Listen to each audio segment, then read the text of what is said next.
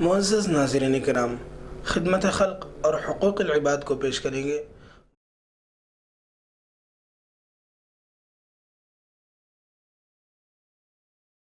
اللہ الرحمن الرحیم، الحمد للہ وکفا وسلام علی عبادہ الذین اصطفی، اما بعد۔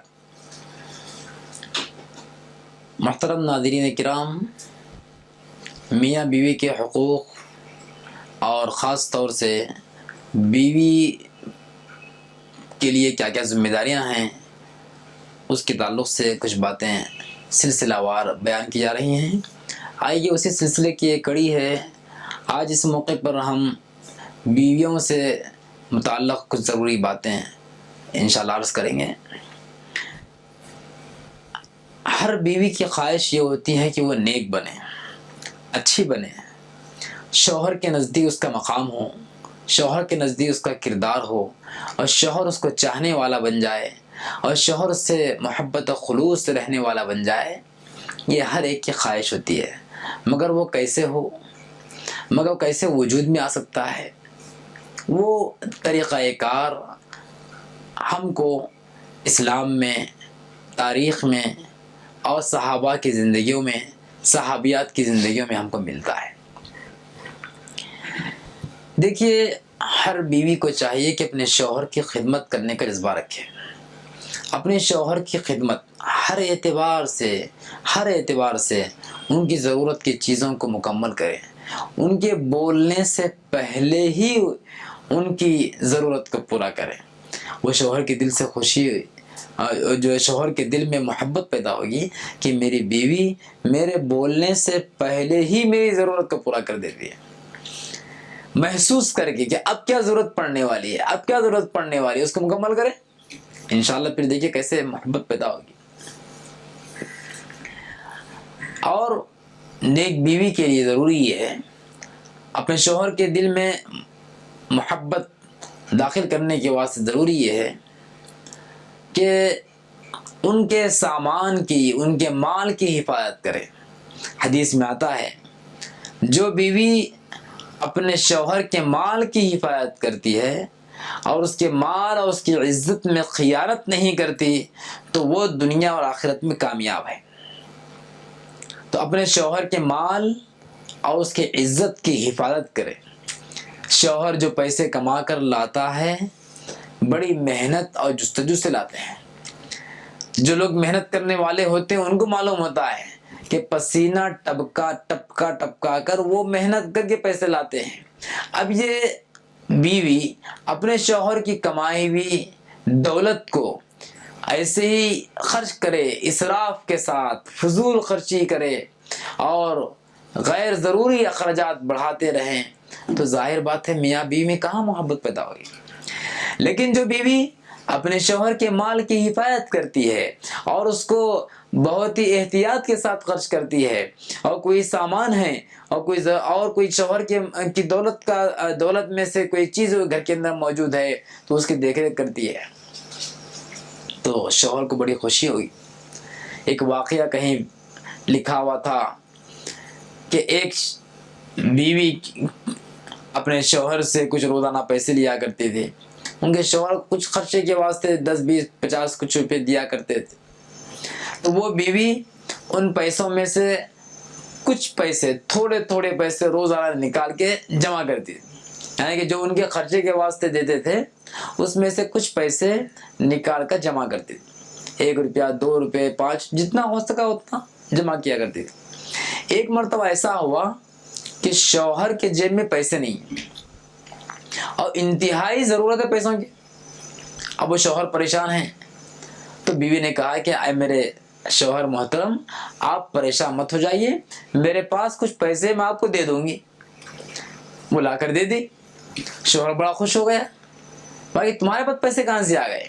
تم تو کمانے والے نہیں ہو، تم تو محنت مزدوری کرنے والے نہیں ہو، کہاں سے پیسے تمہارے پاس آ گئے؟ تو بیوی نے کہا کہ اے میرے شوہر محترم، آپ روزانہ جو مجھے پیسے دیتے ہیں میں ان پیسوں میں سے کچھ پیسے جمع کرتی ہوں، 1 روپیہ 2 روپے 4 روپے کچھ پیسے میں جمع کرتے رہتی ہوں اور جمع کرتے کرتے آج اتنے پیسے جمع ہو گئے ہیں, آج آپ کو ضرورت ہے, یہ آپ کے یہ پیسے ہیں, لے لیجئے.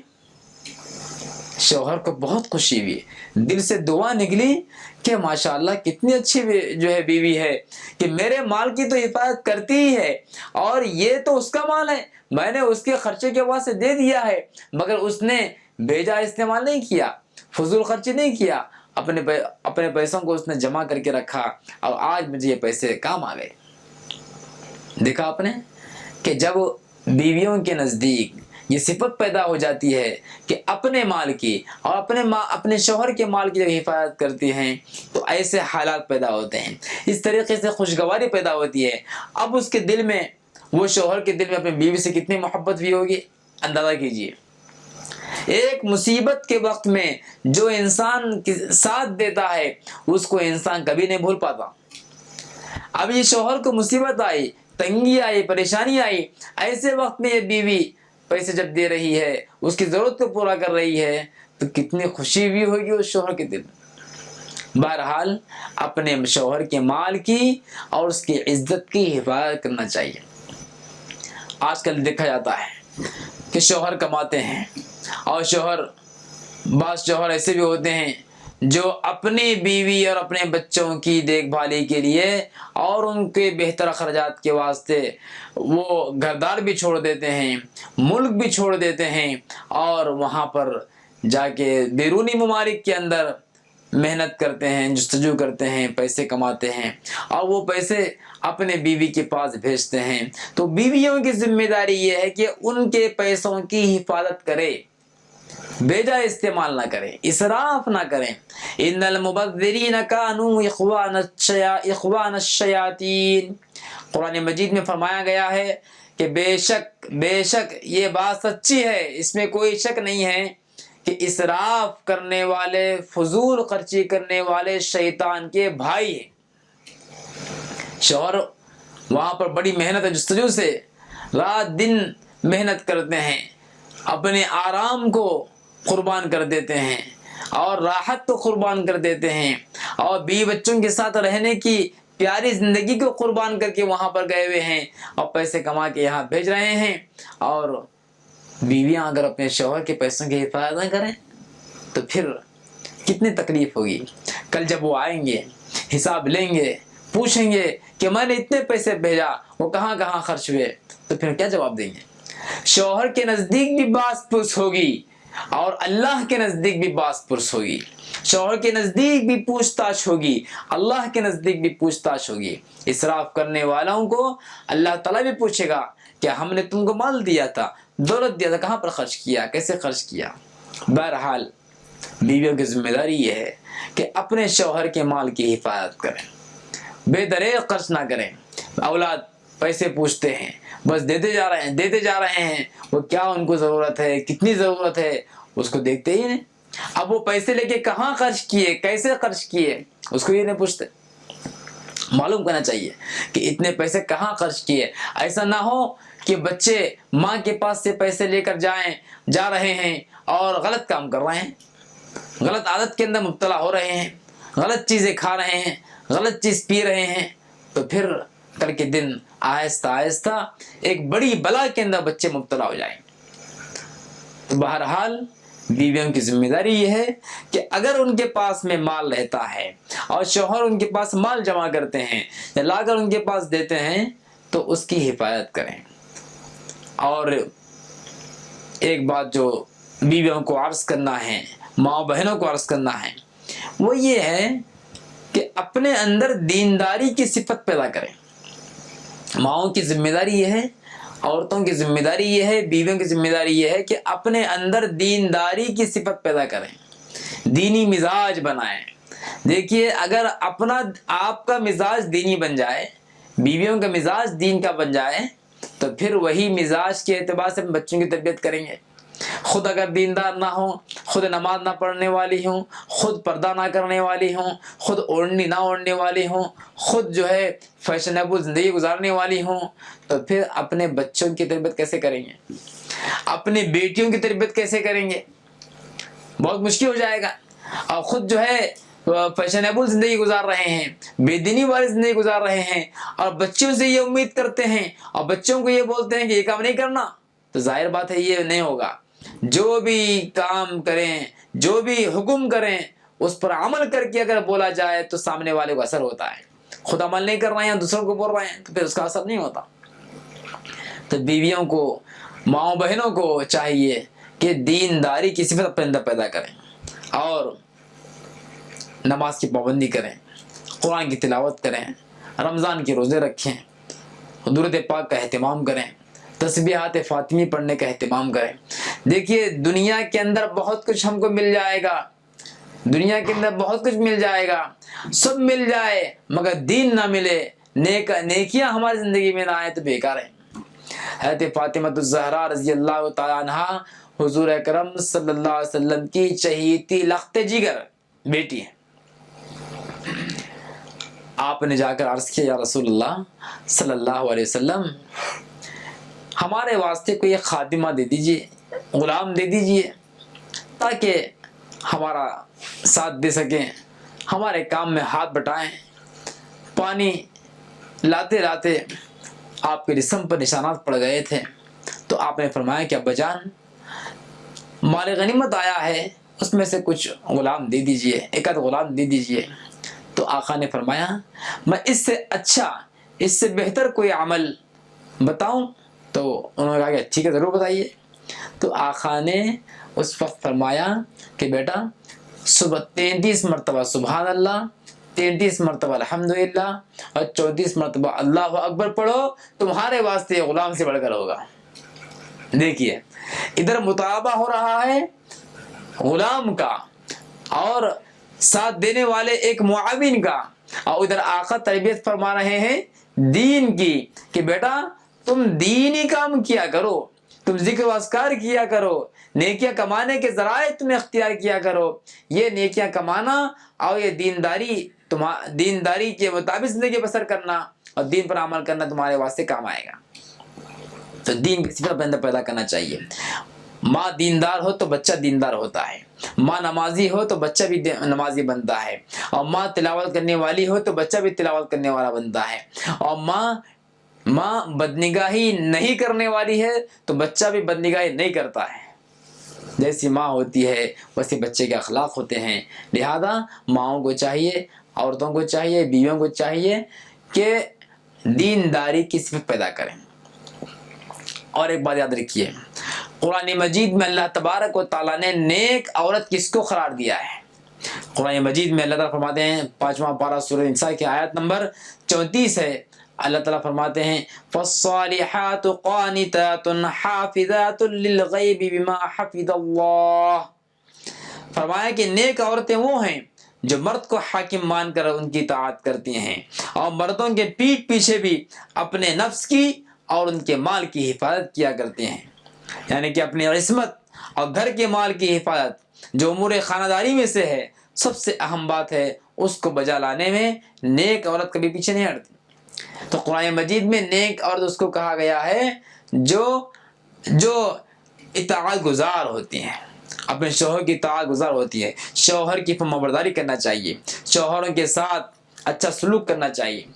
एक हदीस में आता है, मारिफुल कुरान में मुफ्ती शफी साहब रहमतुल्लाह अलैह ने इस हदीस को लिखा है। मारिफुल कुरान जिल्द नंबर 2 सफ़ा नंबर 399 के अंदर यह हदीस मौजूद है कि जो औरत अपने शौहर की ताबेदारी करती है तो अल्लाह तबारक व तआला की जानिब से उस पर यह इनाम होता है कि उसके लिए, उस औरत के लिए, उस बीवी के लिए, उस फरमाबरदार बीवी के लिए परिंदे हवाओं में और मछलियाँ दरियाओं के अंदर उनके वास्ते दुआएं करते हैं, और फरिश्ते आसमानों में और दरिंदे जंगलों के अंदर दुआएं करते हैं, उनके लिए इस्तिग़फ़ार किया करते हैं। माशाअल्लाह, कितनी बड़ी फजीलत है औरतों की, माओं की, बीवियों की, कि जब वो अपने शौहर के ताबेदार बनते हैं, माबरदार बनते हैं, तो उनके वास्ते दुनिया की मखलूक़ात उनके लिए दुआएं कर रहे हैं।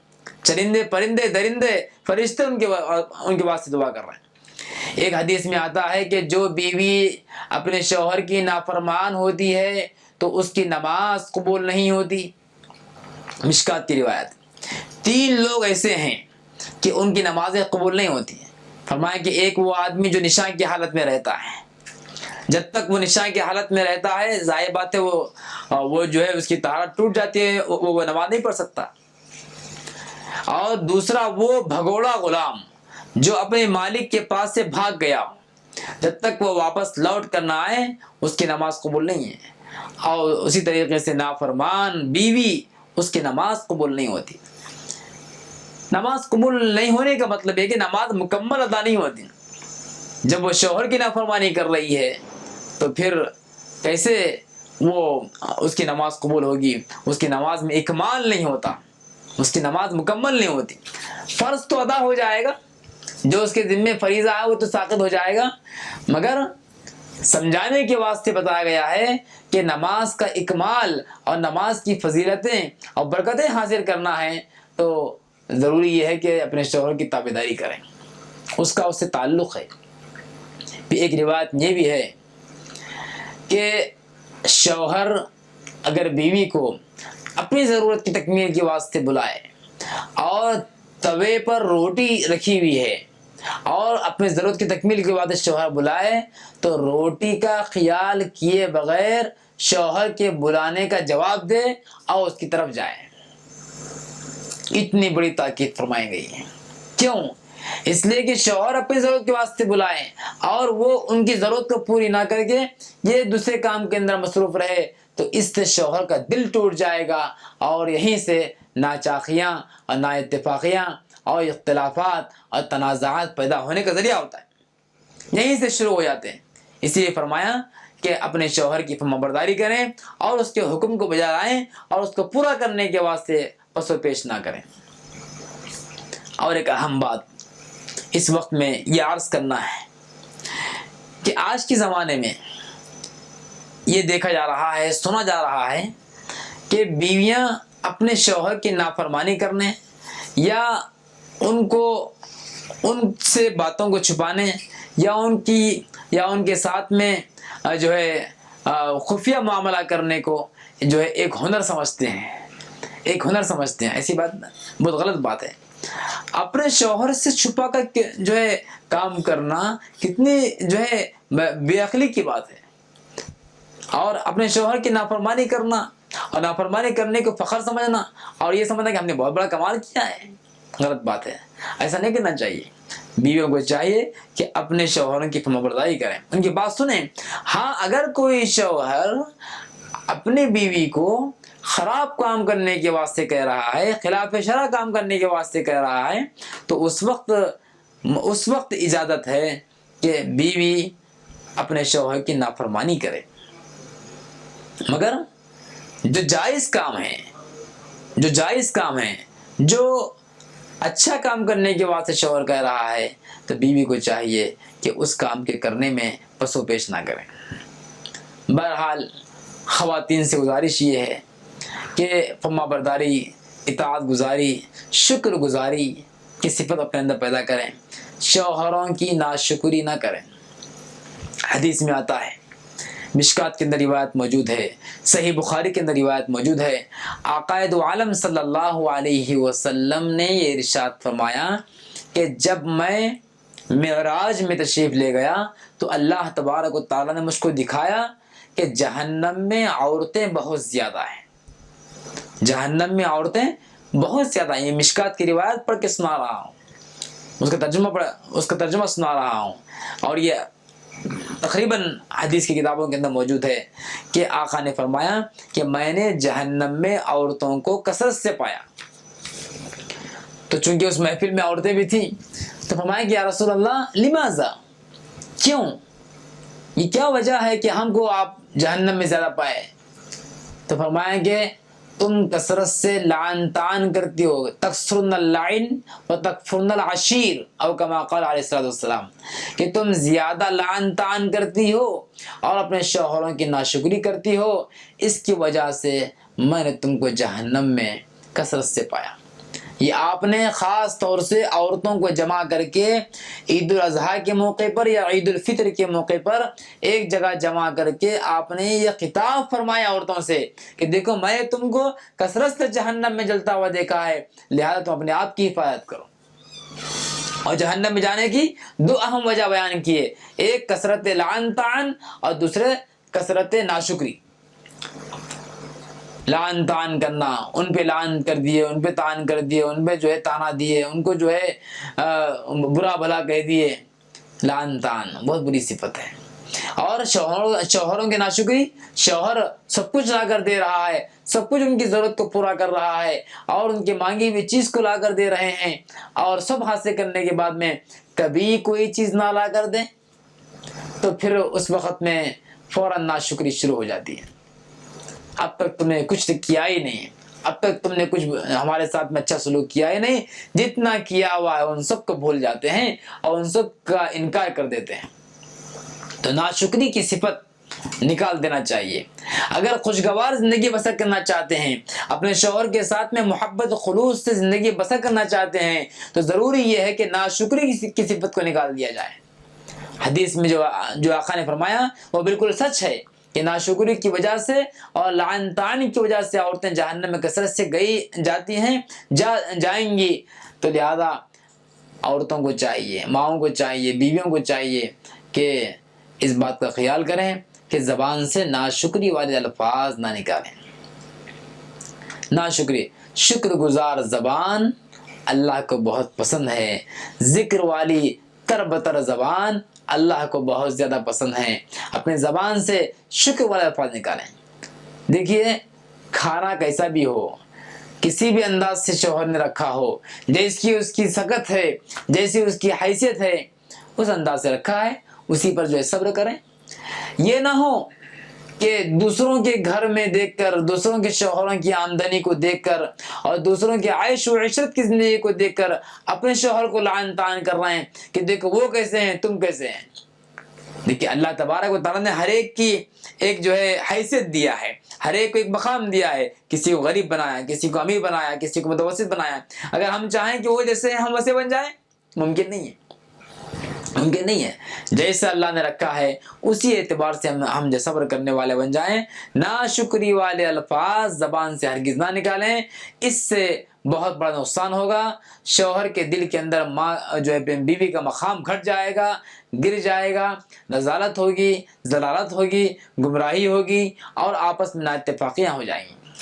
ہاں، شکر گزار اگر زبان اگر ہے تو پھر شوہر بھی کہے گا ماشاءاللہ میری بیوی کتنی اچھی ہے کہ میں اس کو جس حالت میں رکھا ہے الحمدللہ وہ اچھی رہتی ہے اور جو ہے اسی پر صبر کرتے رہتی ہے، شکر گزاری کے ساتھ میں جو ہے زندگی بسر کرتی ہے، تو شوہر بھی خوش ہوگا، اللہ بھی اس سے خوش ہوں گے۔ ناشکری والی صفت اللہ کو بھی ناپسند ہے۔ قرآن مجید کے 13ویں پارے کے اندر سورہ ابراہیم کے اندر یہ آیت موجود ہے، لَإِن شَكَرْتُمْ لَأَزِيدَنَّكُمْ وَلَإِن كَفَرْتُمْ إِنَّ عَذَابِي لَشَدِيدٌ۔ فرمایا کہ اگر تم شکر کرو گے تو ہم تمہاری نعمتوں کے اندر اور اضافہ کر دیں گے، اور اگر ناشکری کرو گے تو یاد رکھو میرا عذاب بہت سخت ہے۔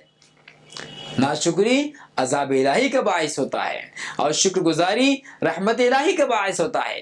تو اب ہم فیصلہ کریں، مائیں بہنیں فیصلہ کریں، ہم رحمت الہی کے نزول کے خواہش مند ہیں یا عذاب الہی کے نزول کے خواہش مند ہیں۔ ظاہر بات ہے ہر بہن، ہر بیوی، ہر بھائی، ہر شوہر رحمت الہی کو لینا چاہتا ہے، عذاب الہی سے بچنا چاہتا ہے۔ ہم رحمت الہی سے اگر رحمت الہی کو اگر ہم حاصل کرنا چاہیں تو پھر ہمارے لیے ضروری یہ ہے، عورتوں کے واسطے خاص طور سے ضروری یہ ہے کہ ناشکری والی صفت اپنے زبان سے نکال دیں، شکر گزار اپنے زبان بنا لیں اور اپنے زبان سے اچھے کلمات نکالیں۔ اللہ تعالیٰ سے دعا ہے کہ تمام ماؤں بہنوں کو یہ کئی باتوں کے اوپر عمل کرنے کی توفیق عطا فرمائیں اور شکر گزاری کے ساتھ میں زندگی بسر کرنے کی ہدایت نصیب فرمائیں۔ آمین یا رب العالمین۔ وما علینا الا البلاغ المبین۔ بسم اللہ الرحمن الرحیم۔ السلام علیکم ورحمۃ اللہ وبرکاتہ۔ حاضرین و ناظرین، اللہ تبارک و تعالیٰ نے جو دل ہمیں عطا کیا ہے، اس دل کے اندر سلامتی ہونی چاہیے۔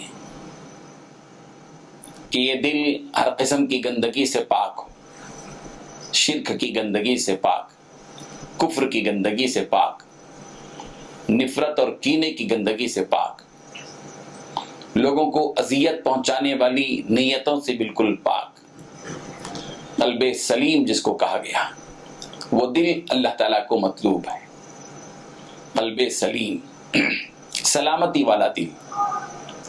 چنانچہ سورہ صافات کی آیت نمبر 84 میں اللہ تبارک و تعالیٰ نے حضرت ابراہیم علیہ السلام کے قلب سلیم کا تذکرہ فرمایا، وَإِنَّ مِن شِيعَتِهِ لَإِبْرَاهِيمَ إِذْ جَاءَ رَبَّهُ بِقَلْبٍ سَلِيمٍ کہ حضرت نوح کے طریقے ہی سے وابستہ تھے حضرت ابراہیم بھی، جب وہ اپنے پروردگار کے پاس قلب سلیم لے کر آئے۔ یہ قلب سلیم کیا ہے؟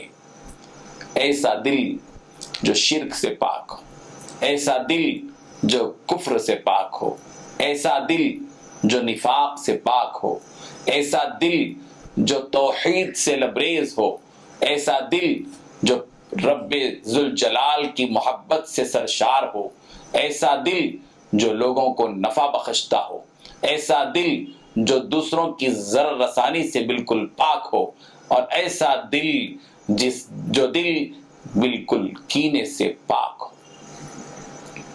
وہ دل ہے قلب سلیم جو حضرت ابراہیم علیہ السلام کے پاس تھا۔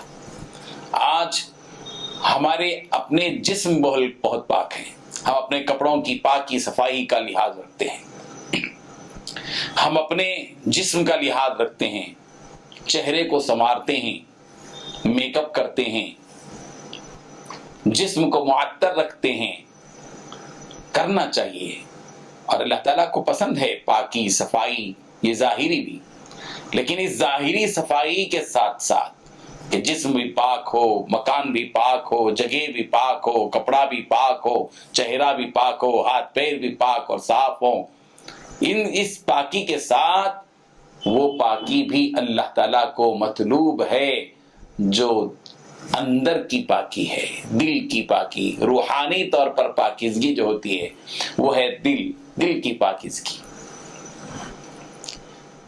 انبیاء کرام علیہم الصلاۃ والتسلیم کے دل بالکل پاک تھے، ان کے دلوں میں وہ گندگی نہیں تھی جو آج ہمارے دلوں میں ہے۔ ایک پڑوسی کا دل دوسرے پڑوسی کے بارے میں خباثت رکھتا ہے، نفرت رکھتا ہے، عداوت رکھتا ہے، بغض رکھتا ہے، کینہ رکھتا ہے، حسد رکھتا ہے، بدظنی رکھتا ہے، بدگمانی رکھتا ہے دل میں، تو کیا یہ دل قلب سلیم بن سکتا ہے؟ قلب کی سلامتی کے لیے لازم ہے کہ آدمی اپنے دل کو ایک طرف شرک سے پاک رکھے، کفر سے پاک رکھے، نفاق سے پاک رکھے، دوسری طرف بغض سے پاک رکھے، نفرت سے پاک رکھے، حسد سے پاک رکھے، کینے سے پاک رکھے، عداوت سے پاک رکھے، دشمنی سے پاک رکھے، اور دلوں کو سلامتی کا گہوارہ بنا دے۔ جس کو بھی دیکھیں اس کے حق میں دعائیں نکلیں، اے اللہ اس کو ترقی عطا فرما، اس کو صحت عطا فرما۔ بیمار کو دیکھا تو قلب سلیم تقاضا یہ کرے، اس دل سے یہ دعا نکلے کہ اے اللہ اس بیمار کو صحت عطا کر دے۔ کسی تنگ دست کو دیکھے تو قلب سلیم سے یہ دعا نکلے کہ اے اللہ اس کمزور کو قوت عطا کر دے۔ کسی مظلوم کو دیکھے تو قلب سلیم یہ دعا کرے، مولا اس کو ظلم کی چکی سے نکال دے اور ظلم کے دلدل سے نکال دے، اس کو آزاد کر دے۔ کسی مجبور اور بے بس کو دیکھے تو اس دل قلب سلیم سے یہ جذبہ پیدا ہو کہ اے اللہ اس کو اس دلدل سے نکال دے، اس مصیبت سے نجات دے دے۔ کوئی مشکل میں پڑا ہو قلب سلیم کا تقاضا یہ ہے کہ اس کے حق میں اس کی آسانی کی دعا کرے۔ کوئی مقروض ہو، قرض کے بوجھ تلے دبا ہوا ہو تو اس کے حق میں وہ قلب سلیم یہ دعا کرے کہ اے اللہ اس کے قرض کے بوجھ کو اس کے پاس سے ہلکا کر دے۔ یہ ہے وہ قلب سلیم جس کا تعلق اللہ سے اور اس کے بندوں سے ہے۔ اللہ تعالی ہم سب کو قلب سلیم کی دولت عطا فرما دے، آمین۔ وآخر دعوانا ان الحمد للہ رب العالمین۔